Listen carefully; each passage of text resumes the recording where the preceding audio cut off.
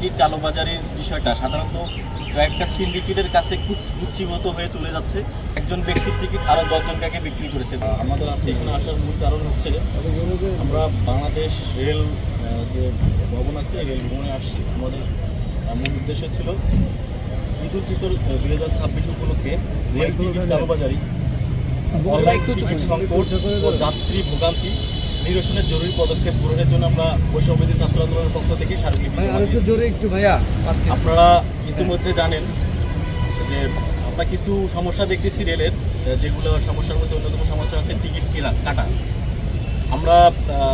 আমার নিজস্ব কয়েকটা বিষয় আমি তুলে ধরি, যেটা কয়েকদিন ধরে আমরা নিজে ফেস করতেছি। তার মধ্যে অন্যতম হচ্ছে আমি ফজরের দিকে ট্রেনের টিকিট কাটার জন্য পশ্চিম অঞ্চল এবং পূর্ব অঞ্চল দুইটা জায়গার টিকিটের জন্য সময় নির্ধারণ করে দেওয়া হয়েছে। আগাম টিকিটের 3 তারিখ এবং 4 তারিখ 3 তারিখ এবং 4 তারিখ থেকে টিকিট পাওয়া যাবে। তো তারই প্রেক্ষিতে আমরা 4, 5, 6 3 দিনে ট্রাই করি যে ট্রেনের টিকিট কাটবো, অগ্রিম টিকিট 14, 15 এবং 16 তারিখ এই 3 দিনের টিকিট কাটবো। তো এরই প্রেক্ষিতে 7 তারিখে আমরা যখন পশ্চিমাঞ্চলের ট্রেনের টিকিট সকাল 8টায় আর পূর্বাঞ্চলের ট্রেনের টিকিট ছাড়ে হচ্ছে দুপুর 2টায়। তো সকাল 8টায় ঢোকার আগেই আমরা ভোরের দিকে লগ ইন করে রাখি যেন টিকিটটা কাটতে পারি।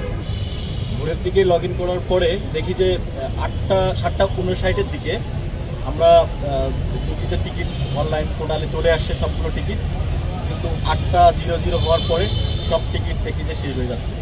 কয়েকটা টিকিট আমরা রিসিভ করার চেষ্টা করি, কিন্তু আমরা কোনো টিকিট কাটতে পারি না। দেখা যাচ্ছে যে ওরা একটা বিষয় দেখাচ্ছে যে এই টিকিট কাটার জন্য যে টাকা পেমেন্ট করা, এটা সমস্যা দেখা যাচ্ছে। বিকাশ পেমেন্টে 10,000 টাকার বেশি অফার, শপিং চলছে তো এই সবের কারণে আমরা টিকিট কাটতে পারিনি। তো এরকম একদিন ঘটেছে, পরের দিনে আবার আমরা 6-7 জন নিয়ে 6টা-7টা মোবাইল নিয়ে চেষ্টা করেছি যেন টিকিট কাটতে পারি, কিন্তু আলটিমেটলি আমরা টিকিট কাটতে পারিনি। না পারার পিছনে কিছু কারণ আছে। তার অন্যতম কারণ আমরা এরপরেই অনলাইন টিকিট কেনা বেচা যেগুলো গ্রুপ আছে, আমরা ওই গ্রুপগুলোতে দেখি যে অনেক টিকিট তারা বিক্রি করতেছে, পোস্ট দিচ্ছে যে আপনারা টিকিট লাগলে আমাদের সঙ্গে যোগাযোগ করুন, আমার 17 তারিখে, 15 তারিখে, 18 তারিখে টিকিট আছে, আপনারা যোগাযোগ করেন। তো এইগুলো নিয়ে আমরা যখন দেখি গ্রুপগুলোতে, তো কয়েকজনের সঙ্গে আমরা কথা বলি যে ভাই টিকিট পাওয়া যাবে কিনা। তো 2-1 জনের সঙ্গে আমরা কথা বলে দেখেছি যে তারা এরকম টিকিট কিনেছে, কেনার পরে এক টিকিট একজন ব্যক্তির টিকিট আরও 10 জনকে বিক্রি করেছে, 10 জনের কাছে বিক্রি করেছে।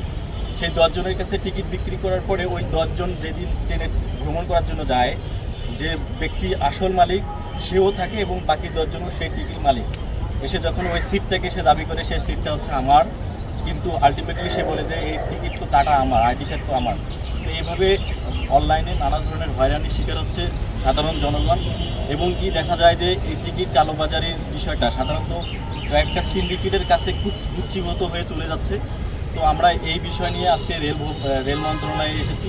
রেল ভবনে ডিজি মহোদয়ের সঙ্গে আমরা কথা বলার জন্য স্মারকলিপি দিয়েছি, কথা বলেছি। আমরা স্মারকলিপিতে আমরা যেগুলো বিষয় তুলে ধরেছি আমরা সবাই সেগুলো বলবো। এগুলোর সাথেও সামনে আমাদের যে ট্রেনের যাত্রা শেষ হওয়ার পরেও দেখা যাবে যে আমাদের বাসের যে যাত্রা শুরু হবে, এই বাসের যাত্রায়ও এখন সামনে ইরানের যে যুদ্ধের বিষয়কে কেন্দ্র করে অনেক কালোবাজারি বা অনেক সিন্ডিকেট এখানে আছে। তারা নিজেদেরকে এই তেলের দাম বাড়ায় দিয়ে কথা বলে অনেক টিকিট ফেরত দিচ্ছে, যেগুলো আমাদের কাছে এসেছে যে টিকিট ফেরত দিচ্ছে, যে আগের যেগুলো টিকিট কম দামে কিনেছে অনেকে, এখন টিকিটের দাম বাড়ায় দিয়েছে।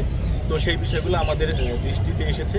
তো আমরা সেগুলো নিয়েও আমরা সড়ক পরিবহন সেতু মন্ত্রণালয়েও কথা বলবো, স্মারকলিপি জমা দিব।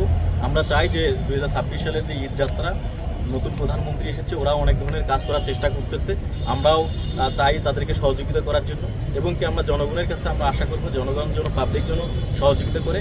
এরকম কোনো ধরনের কালোবাজারি বা এরকম ধরনের টিকিট সিন্ডিকেটের যদি কোনো ধরনের দেখা পায় তাহলে অবশ্যই আমাদেরকে জানাবে এবং মন্ত্রণালয়ে যোগাযোগ করবে। তারা এই বিষয়গুলো খুব দৃষ্টিতে দেখতেছে। তো এই বিষয়গুলো নিয়ে আমরা কথা বলেছি, এগুলো নিয়ে এখন আমাদের